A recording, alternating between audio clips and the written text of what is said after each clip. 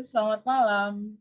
Ketemu lagi di Bincang Kehidupan. Saya Hanifah Salim dan Hidup Ceria. Hari ini kita punya satu tamu nih, teman kita dari Hidup Ceria juga. Dan malam ini teman kita ini mau cerita, mau sharing sama kita tentang bagaimana dia keluar dari penjara pikirannya.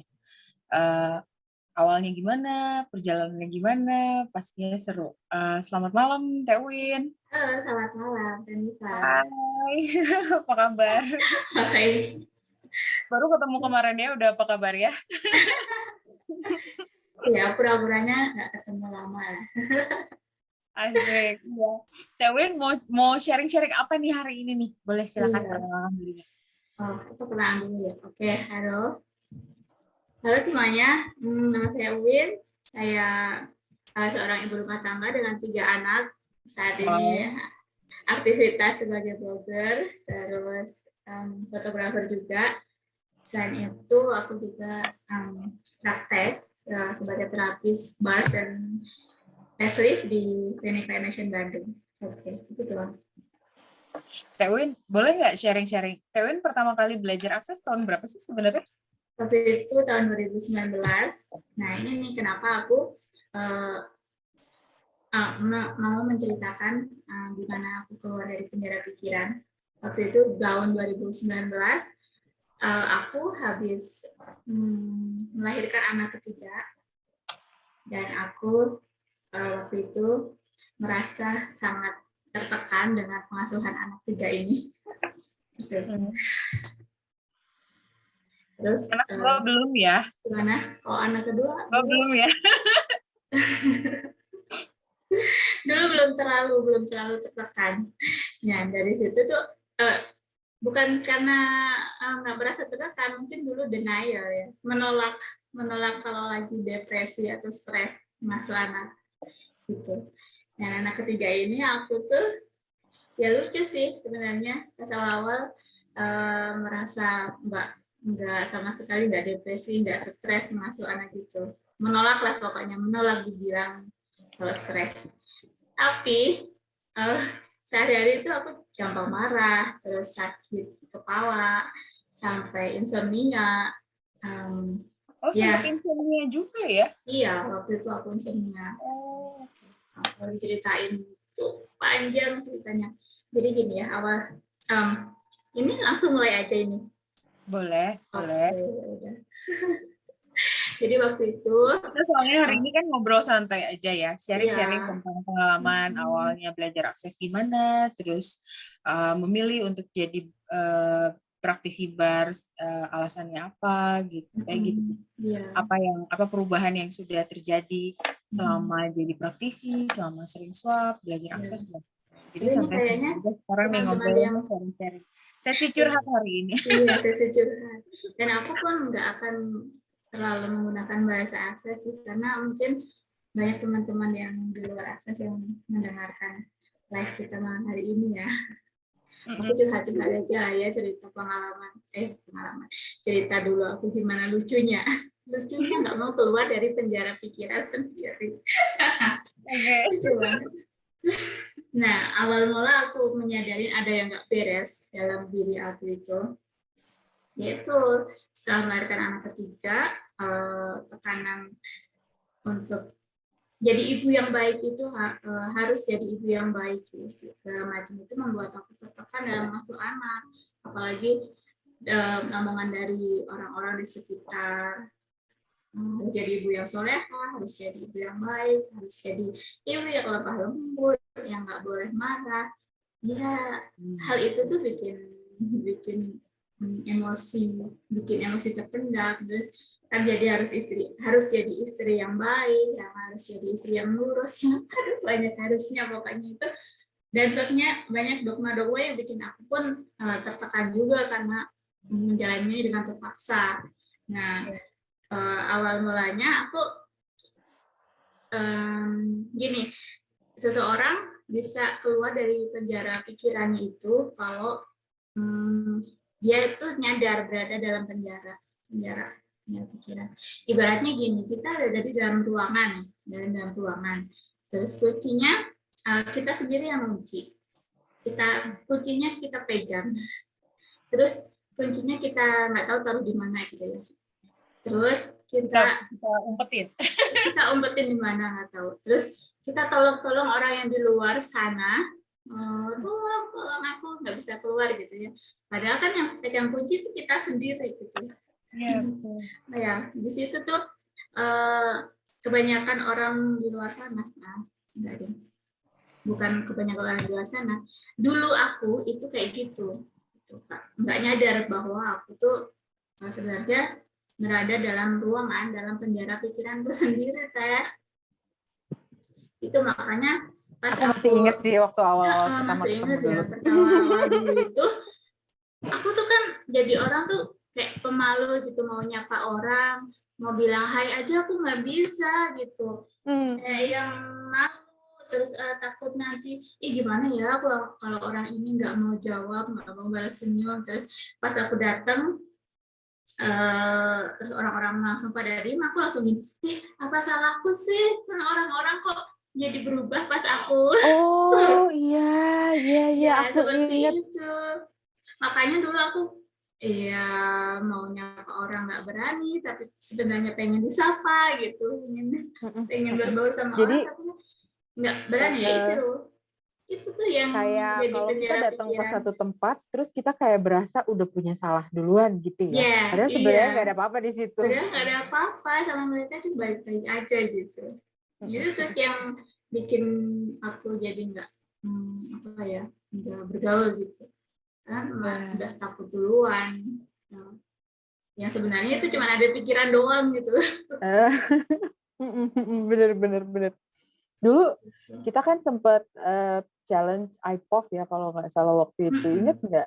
Udah lama banget teman-teman. Kalau teman-teman kayaknya udah pada kenal semua sama Teh Uin ya buat teman-teman yang praktisi akses. Tapi kalau teman-teman yang belum praktisi akses, mungkin teman-teman nggak tahu Teh Uin itu sudah cukup lama ya. Mungkin sekitar setahun lebih kali ya Teh ya.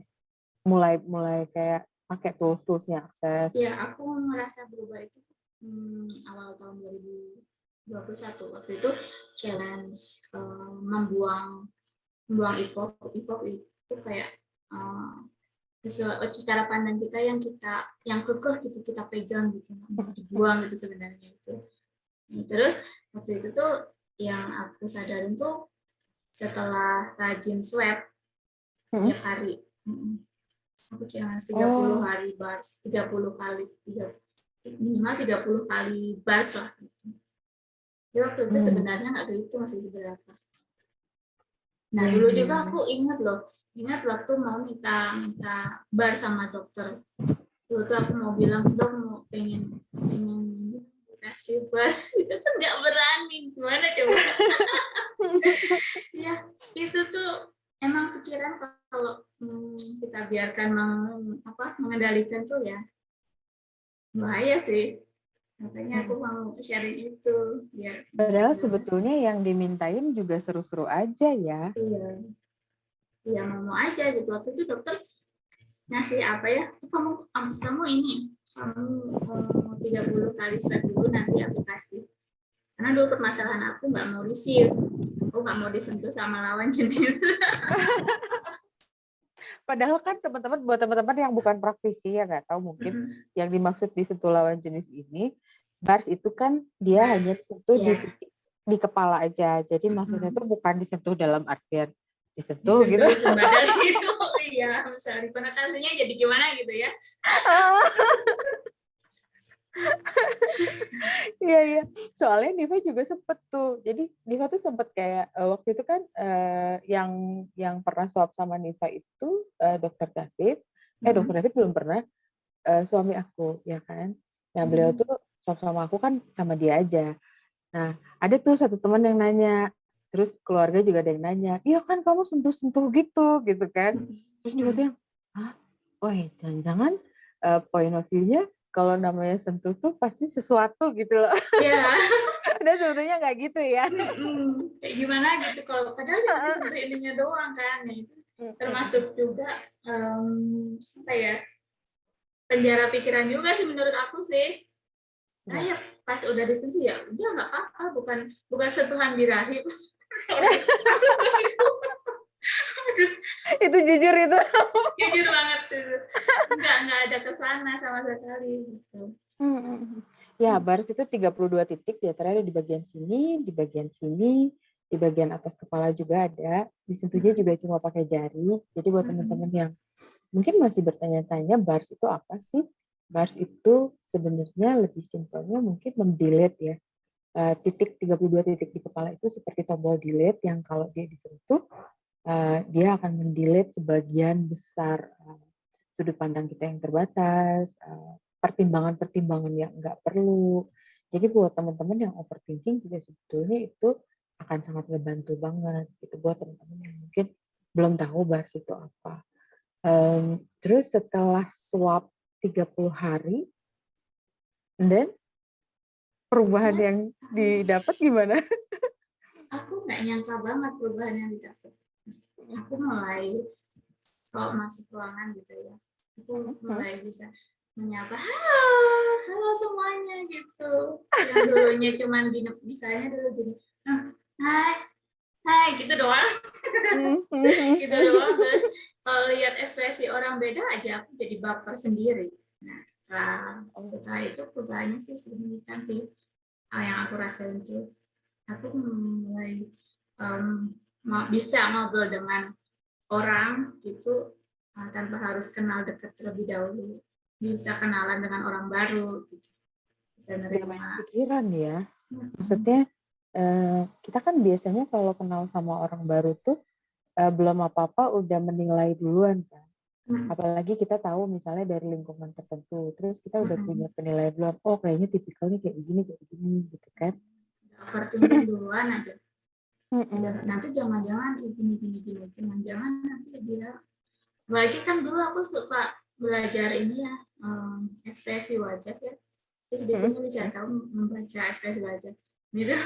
Nah itu sekarang nggak sama sekali. Ya udah itu melihat orang itu ya sebagai gitulah ya, mungkin dia bukan, kalau ekspresi tiba-tiba berubah bukan karena salah kita gitu, bukan karena salah aku gitu. Ya dulu ingatnya tuh waktu pas mau belajar bahasa itu tuh aku sama tetangga ribut, padahal masalahnya sepele. Terus aku sering marah-marah sama anak. Padahal waktu itu anak cuma numpahin segelas minuman doang. Aku marahnya udah, pokoknya pengen ngamuk aja. Masa sih Kak, kalau Iya. aku lihatnya Tewin tuh kalem-kalem gimana gitu loh. Ternyata ini ya ada sisi galaknya juga ya. Dulu image-nya gitu. Jadi mungkin aku juga, kan dulu aku tuh kan guru TK itu ya harus yang sabar gimana gitu. Jadi kalau pas aku pengen marah, aku harus jaga image gitu. Nah, makanya pas di rumah anak-anak ya jadi sasaran kemarahan. Itu tuh aku belum nyadar kalau itu sebuah silent depresi gitu. Apa sih namanya? Ya, pokoknya yang stres yang silent depression, sesuatu yang tanda-tanda stres awal gitu lah teh. Terus aku tuh dulu kan ketergantungan sama paracetamol teh. Jadi tiap malam tuh aku insomnia, nggak pernah bisa tidur nyenyak. Terus tidur pun lewat tengah malam, jam 2, jam 3 itu baru bisa tidur, dan itu tuh setelah minum paracetamol tiap hari. Makanya aku tiap bulan itu nyetop berpuluhan tablet paracetamol tuh. Terus aku tuh sering sakit kepala, tiap hari itu sakit kepala itu. Dan itu menyiksa banget. Dan berpengaruh juga sama pengasuhanku sama anak-anak, terus hubunganku sama suami, terus ya sehari-hari gitu nggak bisa menikmati sebagai ibu yang peduli. Nggak ada seru-serunya lah ya. Kalau kita lihat ya tiap hari tuh nggak ada aja gitu kan. Tapi dulu pas aku belum nyadar kalau aku stres itu ya, denialnya itu ya aku baik-baik aja gitu. Aku nggak stres, aku bahagia punya 3 anak yang lucu, suami penyayang. Ya gitulah, pokoknya denial, nggak mengakuin kalau ada apa-apa ada sesuatu yang nggak beres dalam diri sendiri gitu. Sempet jatuh ke blame gitu nggak sih tuh? Maksudnya kayak Iya, ya ini mah kan kadang-kadang kan kalau misalnya kita ada di posisi yang kayak begitu tuh, kadang beberapa yang kita lihat munculnya jadi nyalahin orang kan. Jadi kayak, ini mah ininya aja yang susah diatur, ininya aja yang kurang ini, aku itunya aja yang dua-duanya. kurang itu. Aduh, dua-duanya malah ya. Nyalahin diri sendiri iya, nyalahin orang lain iya. Parah banget. Sorry. Ya itu journey aku sih, perjalanan aku tuh. Ya lucu juga kalau diingat sekarang. Karena orang yang stres depresi itu kalau nggak nyalahin diri sendiri, banyak kan nyalahin orang lain sih. Itu gara-gara itu tuh aku jadi kayak gini gitu. Ya, dan bener-bener nggak berasa kalau sebenarnya tuh dari dalam diri kita sendiri yang bikin itu semua terjadi ya. Yes, dalam pikiran sendiri sih. Ya, untungnya alhamdulillah banget aku nyadarin itu gitu, dan aku dipertemukan dengan kelas bar waktu itu. Aku belajar sama Dokter David di Tahun Hotel berapa tuh Teh? Panorama Lembang tahun 2019 April ya, 2019. April 2019. Dan itu aku masuk kelas itu di, di kelas itu bengong, ngeheng, nangis, terus ngantuk. Nggak ada sama sekali yang masuk ke materi kelas bars itu. Dan untuk nyentuh titiknya pun, aduh ini gimana ya, nggak takut nggak bisa, apa ini tepat nggak ya. Itu tuh selama 2019, 2020, 2021, 2 tahun itu aku masih jadi zombie karena jarang swipe, jarang gifting sama jarang receiving bass itu. Masih jadi zombie, terus latihan terusnya pun nggak dipakai, makanya ya perubahannya juga lambat banget. Sorry. Sebenarnya kalau Niva lihat ya, kelas bars itu selalu unik sih. Setiap kelas tuh selalu beda. Kadang ada yang di kelas bars tuh diam gitu, tapi dia 2-3 hari kemudian baru berasa perubahannya. Ada yang kayak gitu, ada yang 5 hari kemudian baru berasa, oh iya ya gitu kan. Ternyata banyak yang berubah dari aku gitu. Niva dulu yang Niva ingat gitu, kalau ada nih misalnya takut sama siapa gitu, setelah di bars itu ketemu tuh biasa-biasa aja, aneh gitu, kok bisa gitu ya. Gitu. Kalau aku boleh tanya lebih dalam sama Teh Win, sebenarnya dari awal pertama ambil kelas bars, terus sempet check out ya. Ya, check out parah. Ya sempet check out, nggak pakai tools dan segala macam. Terus apa yang mendorong Teh Win untuk mulai pakai tools, dan tool apa yang favorit? Karena biasanya tiap orang punya favoritnya sendiri toolsnya. Nah, dulu aku dikasih PR sama dokter itu, 6 bulan nggak cukup untuk nanya perasaan ini punya siapa. Itu kan aku mood swing-nya parah banget ya. Tiba-tiba nangis, tengah malam tiba-tiba nangis, tiba-tiba marah-marah nggak jelas. Itu favorit sih, karena yang diiniin itu aku membuat aku menyadarin bahwa nggak semua perasaan yang aku rasain kayak sedih, marah itu semuanya bukan punya aku semua gitu. Gitu sih. Tapi Terus, memorinya punya kita ya? Memorinya gimana? punya kita atau memang tiba-tiba nangis aja gitu? Tiba-tiba nangis beneran tiba-tiba merasa sedih banget gitu. Tapi pasti ditelusurin itu sedih karena apa, aku pun nggak tahu. Terus aku cari-cari alasan. Oh ini karena alasan tadi itu suamiku salah beliin seblak.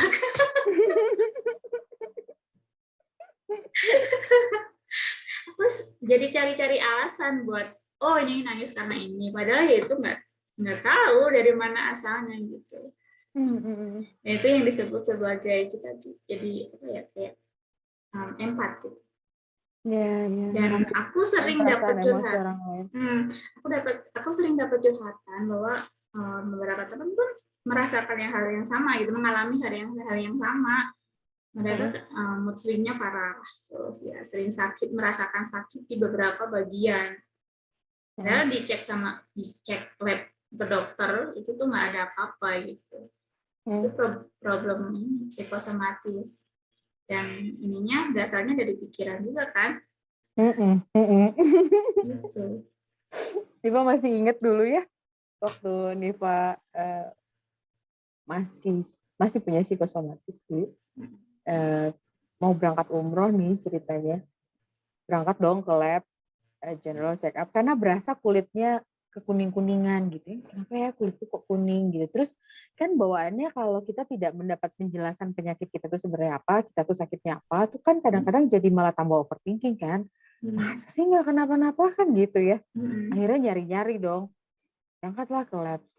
Setelah ke lab, terus udah gitu general check up semua apa segala macam, berangkatlah ke dokter. Dokter ini dokter umum tapi ini dokter senior bang. Aku sampai di dokter, terus aku bilang sama dokternya, dok, aku mau cek aku tuh sakit apa. Terus pas dilihat sama dokternya bingung, dokter, kamu tuh sakit apa? Ya nggak tahu kan, dokter ya masa tanya aku gitu kan. Enggak, kamu nggak sakit apa-apa. Coba cek ini foto toraks segala macam gitu, sampai foto segala macam. Terus kata dokternya, ini paru-paru normal ya begini gitu, nggak ada apa-apa di sini gitu. Oh oke. Ya udah pulanglah katanya. Terus aku nggak dikasih apa-apa dok. Enggak katanya. Pengen Sama dikasih gitu. sesuatu ya. Jadi kayak minta dikasih sesuatu kan, kita udah punya point of view kalau ke dokter tuh pulang-pulang paling enggak tuh bawa resep setidaknya vitamin lah ya. Kalau sekarang udah enggak lagi gitu, kayak aduh jauh banget gitu. Kalau tools favorit Niva tuh interesting point of view, I have this point of view itu buat Niva is banget sih. Kalau Tewin yang paling suka tools yang dipakai sering apa? Dan boleh nggak jelasin sama teman-teman di sini apa sih tuh? Ya itu tadi teh. Udah Interesting point of view juga. Udah sis bilang tuh. Jadi persiapan. Terus aku kalau ngomong sama suaminya, udah sih bilang terus dibercandain dong sama beliau. Sama maneh gitu loh.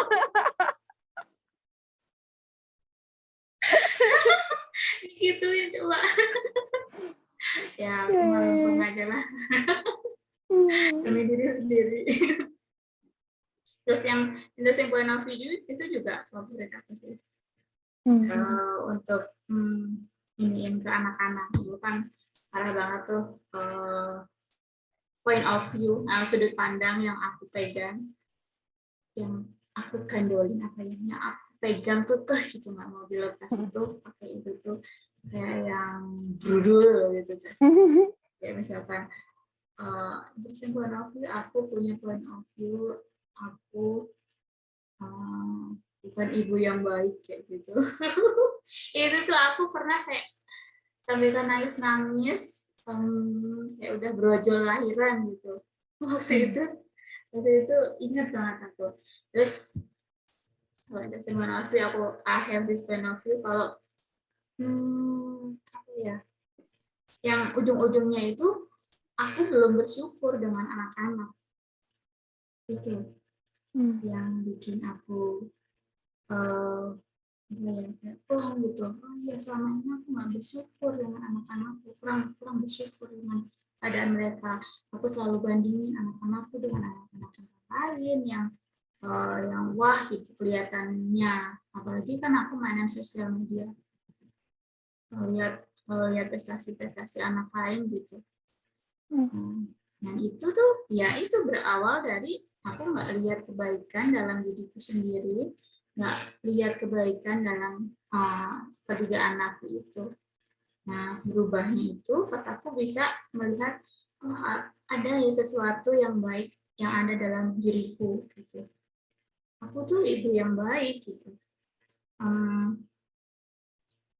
Terus waktu itu teh difasilitasi juga sama dokter. Kamu mau nggak bersedia jadi ibu yang paling buruk di dunia? Pas waktu itu tuh nggak mau kan, ya kita pastinya pengennya jadi ibu yang baik kan di dunia. Masa beliau bilang, apakah kamu bersedia jadi ibu yang buruk, jadi ibu yang asshole di dunia? Waktu itu nggak ngerti buat yang tentang bersedia gitu. Itu tuh udah berapa kali itu ada. Ditanyain tuh sama dokter, nggak bersedia pas pertama, terus ditanyain lagi. Dan akhirnya aku bersedia jadi ibu yang asshole dan ibu yang terburuk di dunia. Itu rasanya kayak enak banget gitu. Kebayang ya seberapa besar Iya. energi yang dipakai selama ini untuk memperjuangkan menjadi baik itu gitu. Jadi ibu Sebetulnya yang kebersediaan untuk jadi ibu yang paling nggak baik sedunia itu bukan artinya kita memilih untuk jadi ibu yang paling nggak baik, tapi lebih ke give up the fight. Jadi kayak melepaskan energi yang habis dipakai untuk berjuang untuk jadi benar itu kan. Itu capek kan? Iya. Capek banget. Ini berusaha jadi ibu yang baik, berusaha membuktikan pada dunia bahwa ibu yang baik. Banget men lagi. Iya. Akhirnya jadi emosi. Ya, akhirnya malah jadi depresi dan stres. Mungkin kesini ya udah gitu. Keadaanku seperti ini. Apa nih yang bisa aku syukurin dengan keadaanku yang sekarang? Ternyata setelah bersyukur, aku melihat banyak banget kebaikan dalam diriku dan dalam yang ada dalam anak-anakku. Gitu. Possibility-nya jadi terlihat ya. Jadi lihat, oh ternyata nggak seperti apa yang kita lihat dulu sebelum kita benar-benar ngelepasin ingin selalu menjadi yang terbaik buat anak-anak, memaksakan diri untuk jadi yang terbaik buat anak-anak.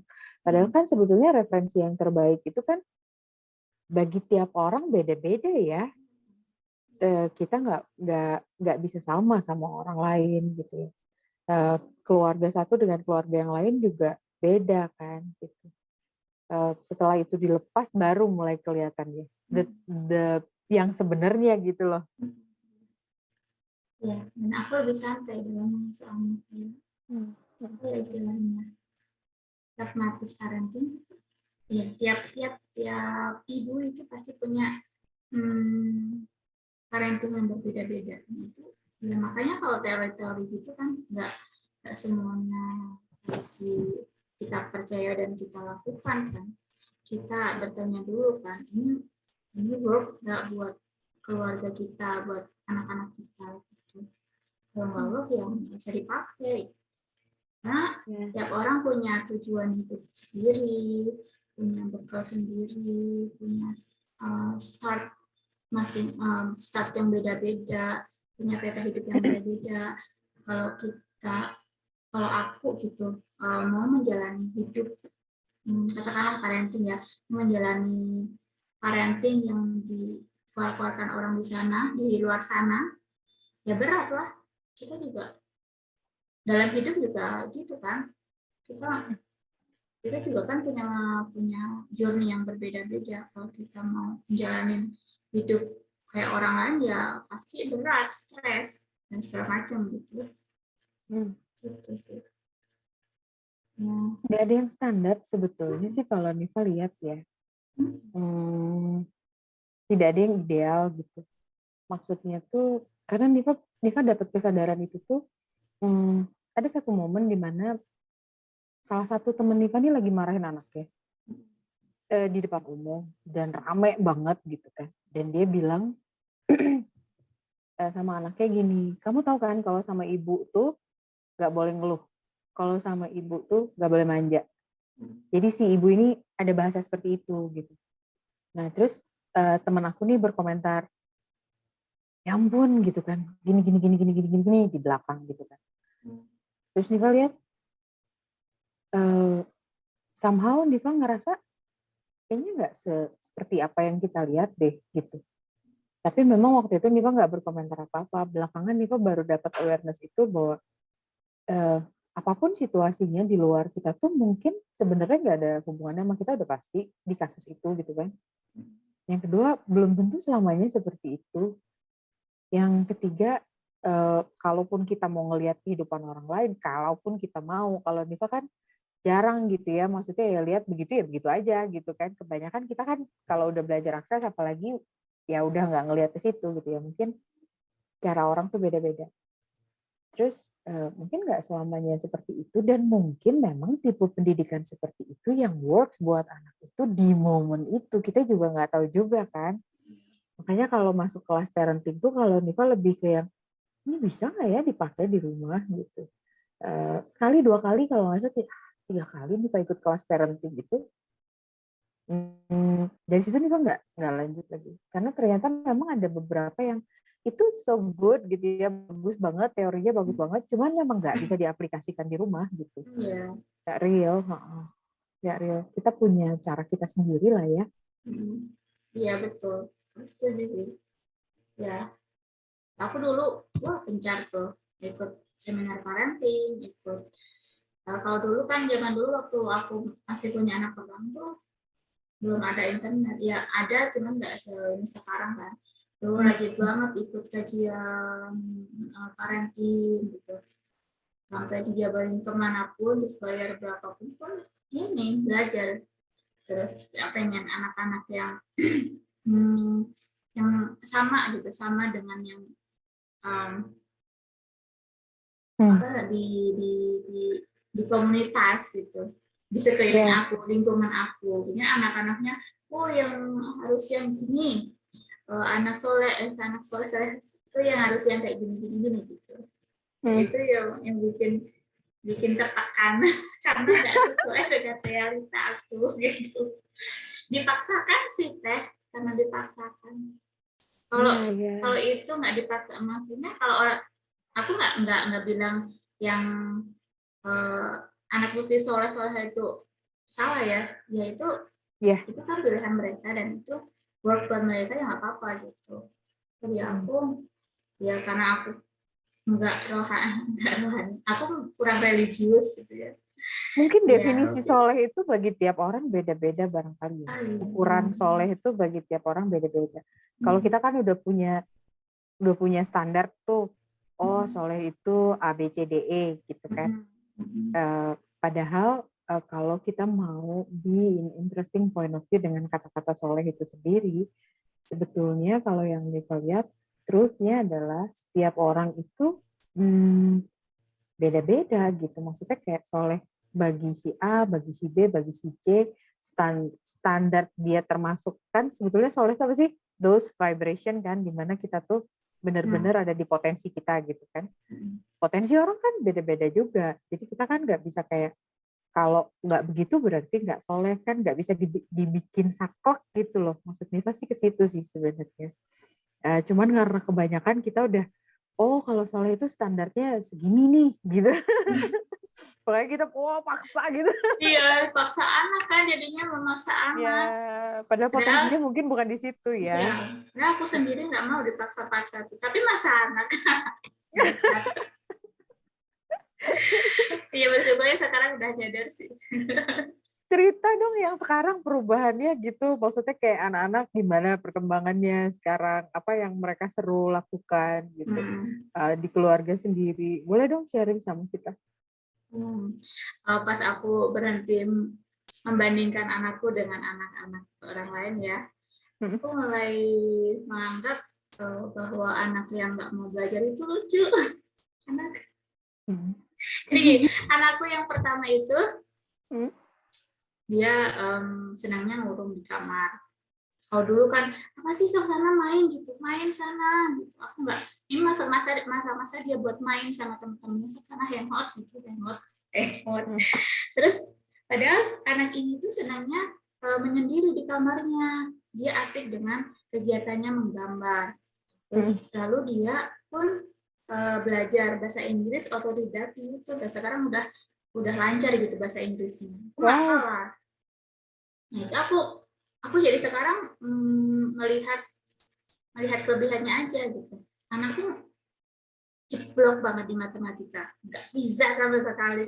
Aku diajarin hitung-hitungan itu aku sampai emosi. Dulu tuh maksa-maksa dia. Kalau sekarang ya lebih ini, oh ya udah ada kalkulator gitu. Yang penting bisa hitung-hitungan dasar gitu lah ya. Itu anakku banget tuh. Untuk Kamu yang tuh rumit-rumit ngapain ya kayak biarin. kali-kalian gitu kan. Dulu nih waktu kayak bukan diomelin sih, kayak disindir gitu sama gurunya. Ya Mama Yaser nggak bisa kali-kalian gitu. Terus dia gitu, ayo dong Kak, ayo dong kamu ngapalin gitu kan. Nanti Mama tuh kenal lagi. Sebenarnya kalau buat aku sih, ya tunggu aja waktunya tepat dia ngapalin. Tapi karena di-push terus, akhirnya kepaksa kan. Iya. Sampai ngeluarin kartu segala macam gitu. Tau nggak dia jawab apa? Apa? Karena ada kalkulator. Ya itu. Hah? Iya sih, tapi kan tetap sepaling enggak kamu tuh kalau nggak ada kalkulator, Mom, kalkulator is everywhere. Dimanapun ada kalkulator. Your phone ada kalkulator. Jam tangan Mama ada kalkulator. So, jangan kayak orang susah. Kalau baterainya habis gimana? Baru dia diem. Nanti dipikirin kalau masalah itu. Jadi kayak ketemu aja gitu loh jawabannya tuh. Iya. Aduh. Aku sekarang lebih ke fokus ke kelebihannya aja sih. Dia suka gambar. Ya, 2 hal yang aku lihat dari dia tuh, dia suka seni dan bahasa. Itu aja yang aku asah. Yang lainnya kayak matematika, terus apa? Ya yang pelajaran-pelajaran umum gitulah, nggak terlalu aku perhatiin. Emang beda sih sama orang tua lain. Orang tua lain bisa aja nge-push gitu biar nilainya bagus. Oh nggak apa-apa. Yang penting sekolah deh, lulus, punya jasa. Ya itu seperti itu. Dan itu nggak apa-apa gitu buat aku. Mau dinilai kayak gimana pun sama orang lain, is okay, nggak apa-apa. Aku beda. Gitu. Lebih lost gitu lah teh kalau misalkan dijudge sama orang tuh. Lebih memperhatikan sebenarnya minat dan potensinya dia kemana, dan itu yang disupport ya. Instead kita fokus pada apa yang dia nggak tertarik, yang dia ya bukan nggak bisa sebetulnya, tapi karena memang dia tidak tertarik gitu kan. Kita push, akhirnya justru malah si anak itu ngerasa bahwa oh ya aku nggak bisa, oh ya aku nggak bisa, oh aku nggak pintar, akhirnya jadi malah beban buat si anak itu sendiri. Kitanya juga jadi emosi kan sebenarnya. Iya. Iya. Kita jadi bahas parenting, dari yang mau keluar dari penjara jadi ke parenting. Ibu-ibu tuh emang selalu kayak gitu. Jadi bagaimana ya kita menerima diri kita sebagai ibu-ibu yang punya anak-anak yang super-super. Iya, super-super. Aku bersyukur banget dapat diizinkan punya anak 3 ini yang karakternya beda-beda. Itu bikin aku belajar banyak hal. Aku makin belajar kesadaran itu nih setelah anak ketiga itu tuh. Aku bersyukur banget sih. Jadi aku punya bekal buat mengantarkan mereka gitu. Kalau keseharian Win sendiri selain sibuk sama anak-anak, apa yang berubah dari yang tadinya masih banyak banget penjara pikirannya ke sekarang yang udah semakin hari semakin sering berlatih, semakin banyak yang terlepas gitu ya? Ya, aku salah satunya adalah terlepas dari judgement sama orang lain. Jadi kalau dulu dijudge sama orang lain tuh aku simpen di sini, jadinya sakit gitu. Nah kalau sekarang dinilai sama orang lain itu oke, nggak apa-apa. Bagaimanapun itu judgement negatif atau judgement positif aku terima. Dan efeknya pada saat aku berkarya pun aku nggak punya judgement gitu. Aku mau berkarya apapun aku happy. Misalkan bikin motret gitu. Motret sesuai dengan kesukaan aku. Dia nggak takut kayak ini kan belum nggak bagus gitu, ngapain dipajang di sosial media gitu. Terus apa sih kamu kan fotografer abal-abal gitu. Ada tuh yang kayak gitu. Oh iya. Apa sih udah berani ini apa masang ini di sosial media sebagai fotografer gitu. Ya sekarang nggak apa-apa. Tapi aku lihat fotonya Tewin, aku suka yang terutama yang kemarin di sharing ya, itu suka banget gitu. Kan Nipa nggak terlalu ingat kalau yang ke belakang yang Nipa ingat yang beberapa minggu yang lalu ya sempat motret kita ya di Lembang. Itu keren tuh. Ya, Pas makin Nipa kesini dapet. aku makin menyadari ini, oh ini mau dipotret nggak ya? Gitu. Terus kalau ada misalnya orang tuh, oh ini orang menarik banget, dia pengen aku tuh udah tertarik banget pengen potret. Nah pas ketika aku potret hasilnya kayak yang hidup, orang lain sebenarnya gitu. Aku mengadopsi orang lain, komentar orang lain sebenarnya. Gitu. Iya dibilangnya gitu. Ya, semua tuh sebenarnya seru sih kalau kitanya nggak punya judgement ya. Paling banyak itu kan sebenarnya judging diri kita sendiri sebetulnya. Apa namanya? Kunci dalam ruangan Ya, penjara. penjara pikiran kita sendiri. Jadi kebayangnya, aduh, ntar dibilang kayak bagaimana. Padahal sebetulnya kan kayak bagaimana itu nggak ada sebetulnya gitu. Sebenarnya cuma ada dalam pikiran sendiri loh. Iya betul. Ada dalam pikiran sendiri. Kita bikin-bikin. Oh, pada saat kita ada di dalam situ tuh memang kalau Niva sih agak sulit ya kelihatannya gitu. Makanya kan salah satu alasan kenapa aku seneng berteman sama Tewin, sama teman-teman praktisi akses yang lainnya. Karena mereka tuh so generous gitu ya. Mereka selalu ngingetin latihan, mereka selalu ngingetin kayak ayo dipakai toolsnya gitu kan. Udah terus mereka tuh seru karena setiap apa yang berubah dari diri kita mereka bersyukur akan itu. Selalu kasih support. Aku bersyukur banget sih sebenarnya. Aku juga bersyukur banget. Jadi sekarang motret masih jalan terus ya? Motret masih jalan terus. Jalan terus pokoknya. Jalan terus. Banyak yang minta UMKM terutama sih yang minta difotoin produknya, menunya, makanan. Aku lebih suka motret makanan. Orang juga suka motret. Ya, apapun. Jadi sekarang kalau motret tuh ya bahas ini ya. Itu nggak usah diinin deh. Lanjut.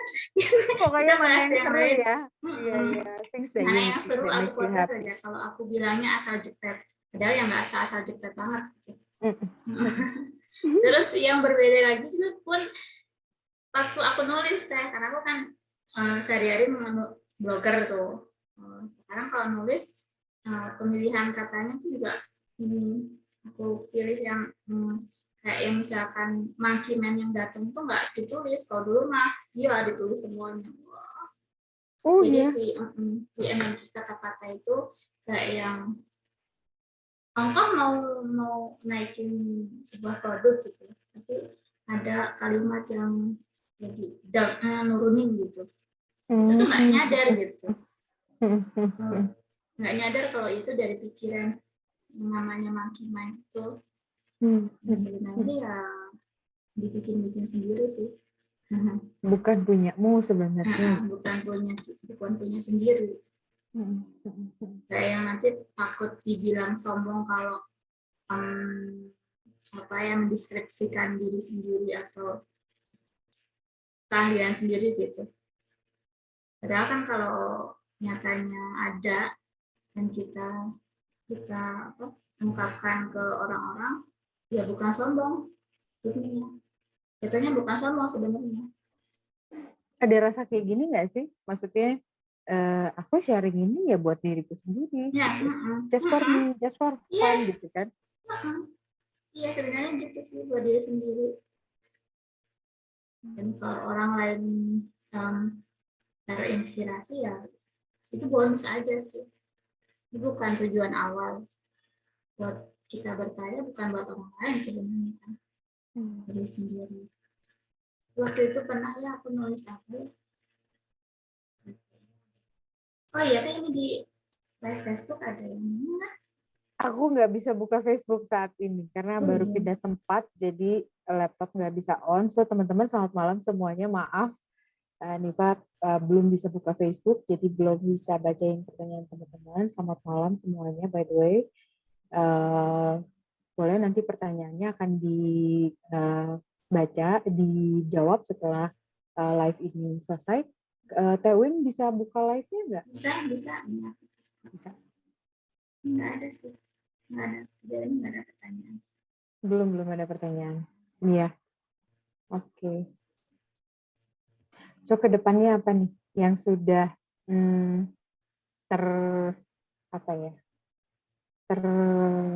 terbayang, terpikir? Bukan ingin ya, tapi lebih ke dipilih untuk dijalanin, dipilih untuk dilatih, dipilih untuk dikejar, dibangun, dibentuk. I don't know what's the language for that. Okay. Yang aku ini sekarang sih, setelah belajar kesadaran itu bukan berarti aku bebas dari penjara pikiran, bukan berarti kita tuh selalu happy, bukan berarti ya bebas dari monkey mind, bebas dari overthinking lah kalau kata anak zaman sekarang. Setelah belajar kesadaran itu tuh masih ada, ya manusiawi lah, ya masih ada hal-hal semacam itu. Cuman yang sekarang bedanya itu durasinya lebih pendek dari yang dulu. Dulu bisa mungkin berjam-jam gitu ya, memikirkan omongan orang lain, memikirkan pikiran-pikiran yang membuat kita tidak berkarya, memikirkan ya segala sesuatu yang membuat kita berhenti berkarya gitulah, membuat kita sedih apa gitu segala macam. Nah sekarang lebih pendek sih durasinya. Nah kalau itu sudah disadarin, aku tuh maunya ingin terus melakukan apa yang aku suka sih Teh. Apa yang mau aku jalani itu ya aku untuk bersenang-senang. Banget sih bahasanya. Itu sebenarnya yang keceletukan itu gaya banget bahasanya. Itu tuh sebenarnya juga ini kan Teh. Monkey mind. Kadang kita nggak sadar bahwa kita tuh sekuat itu menangkap pikiran, perasaan, dan emosi orang lain.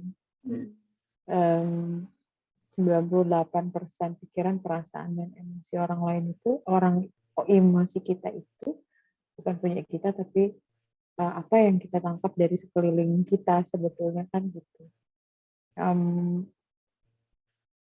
Itu tuh nggak benar-benar ada gitu.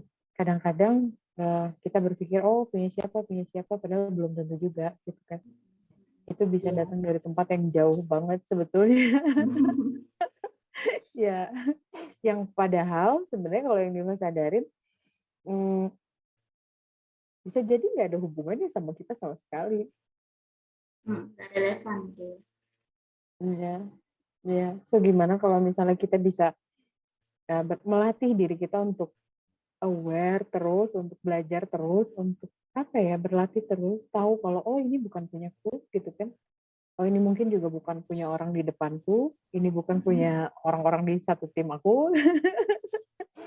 So, kita jadi lebih ease, dan kalau misalnya kita bisa tahu sebetulnya kan jauh lebih ease juga, karena kalau kita tahu kita jadi punya pilihan kan. Apa yang bisa aku tambah, apa yang bisa aku kurang, apa yang bisa aku rubah, apa yang bisa aku pilih di sini gitu. Kalau nggak tahu tuh kan malah jadi blunder sendiri sebetulnya kan gitu. Kebanyakan ketika kita aware, kita nyadar bahwa ternyata banyak hal-hal yang mungkin nggak nyaman ya, rasanya nggak nyaman, kita langsung kayak, oh nggak mau nih, gitu kan, nggak mau mundur teratur nih, gitu. Sebetulnya itu balik lagi interesting point of view kan, kalau rasanya nggak nyaman ya ternyata, gitu. Ada bagian-bagian yang nggak nyaman. Tapi kalau yang Neva sadari sebetulnya kenapa merasa nggak nyaman, seharusnya bersyukur dong kalau kita tahu ini ada ini nih, ini ada ekspektasi, let's say misalkan dari atasan kita atau dari pasangan kita atau apa, seharusnya kan kita justru malah bersyukur kan. Bersyukurnya kenapa? Kita jadi tahu gitu. Oh, ekspektasinya ke sini. Kita jadi punya pilihan. Kita mau nggak pilih itu? Kita bisa nggak untuk dapat itu? Untuk jalan itu? Kalau misalnya kita nggak mau, apa nih pilihan yang lain yang bisa diambil, yang bisa dijalani? Kalau kita mau ya kita bisa jalanin juga. Kita tahu kemana arahnya. Kan gitu sebetulnya. Tapi kebanyakan kita begitu rasanya nggak nyaman langsung mundur teratur dulu tuh. Jadi sebenarnya aku suka banget Win tuh favoritnya kan interesting point of view sama the basis belongs to. Buat teman-teman yang baru belajar akses atau belum pernah belajar akses bars sama sekali, itu adalah 2 tools yang diajarkan di kelas akses. Interesting point of view enggak, tapi kebanyakan fasilitator mengajarkan itu juga. Setelah teman-teman belajar bars itu enggak terlalu sulit sebetulnya. Berlatih terus pasti lama-kelamaan akan berasa tahu kok. Itu bukan hal yang complicated ya, kayak apa yang kita bayangin gitu, enggak jauh-jauh banget. Itu apa yang kita bayangin itu termasuk penjara pikiran juga ya. Iya. Belum apa-apa kita udah bayangin duluan gitu. Duh, nanti gimana gitu kan. Iya, asumsi duluan belum apa-apa kan. Apa lagi yang bisa kita sharing sama teman-teman ya? Win, kalau Niva boleh tahu, Win sehari-hari di Line Nation juga ya?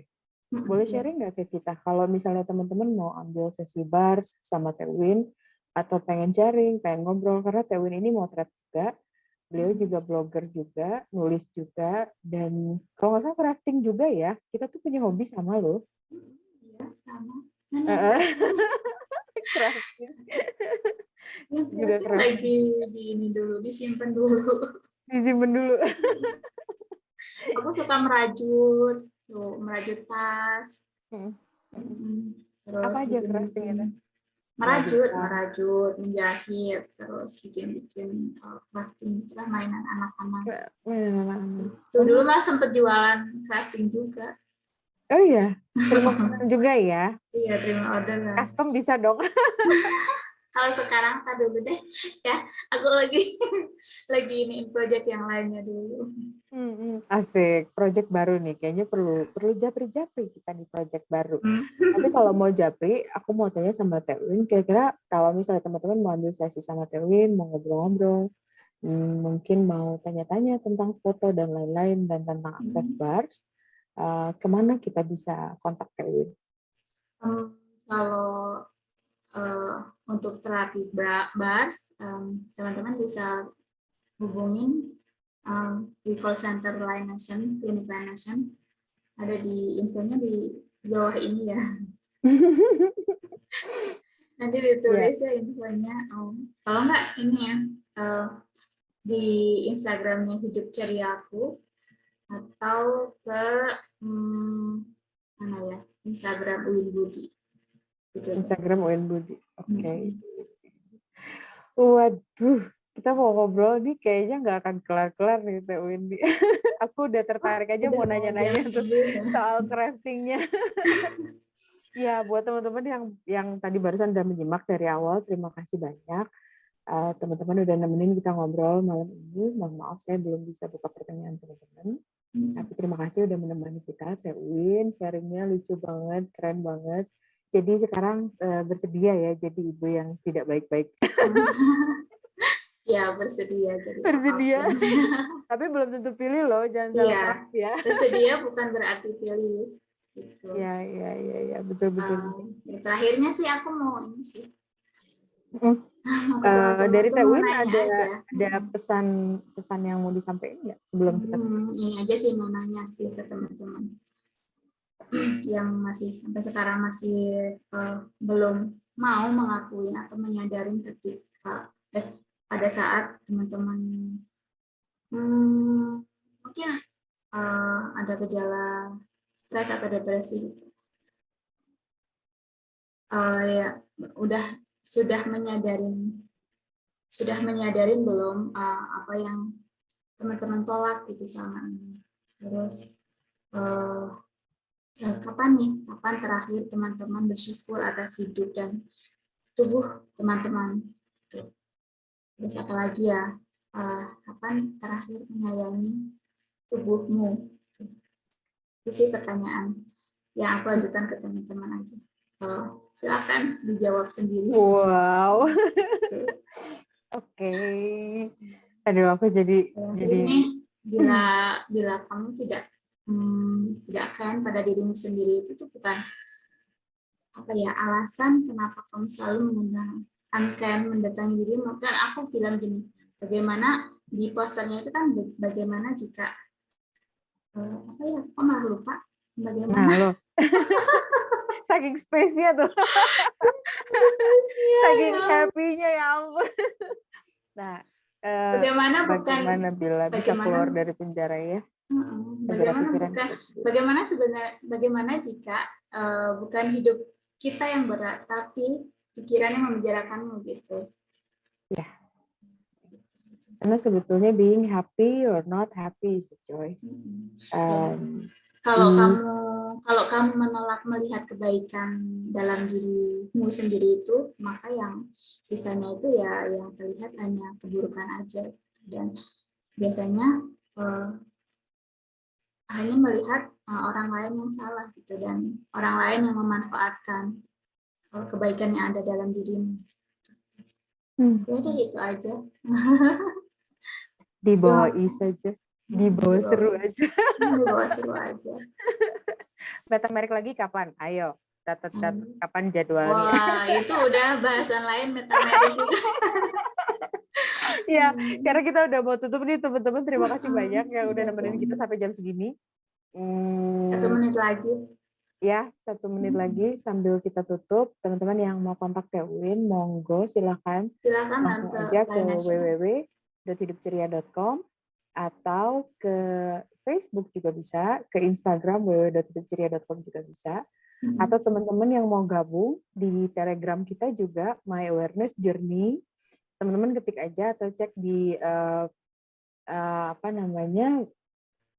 halaman Facebook Hidup Ceria juga, nanti kita posting juga linknya di situ. Teman-teman bisa ketemu sama banyak praktisi, non praktisi juga banyak juga, teman-teman bisa sharing sama mereka.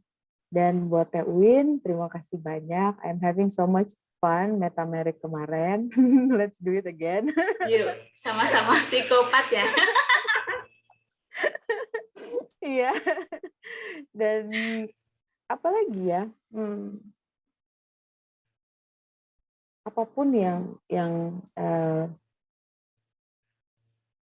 kita lihat, apapun yang kita dengar, apapun yang kita rasakan, pertanyakan dan coba sadari apa yang bisa kita sadari. Jika kita bersedia menyadarinya, akan membuat kita melangkah selangkah lebih maju dalam kesadaran. So, terima kasih banyak teman-teman, terima kasih banyak Teh Uin, terima kasih banyak juga hostingnya yang sudah membukakan Zoom buat kita. Sampai ketemu minggu depan di Bincang Kehidupan. Saya Hanifah Salim. Dadah. Dadah. Thank you ya Teh. Sama. Terima kasih semua. Bye.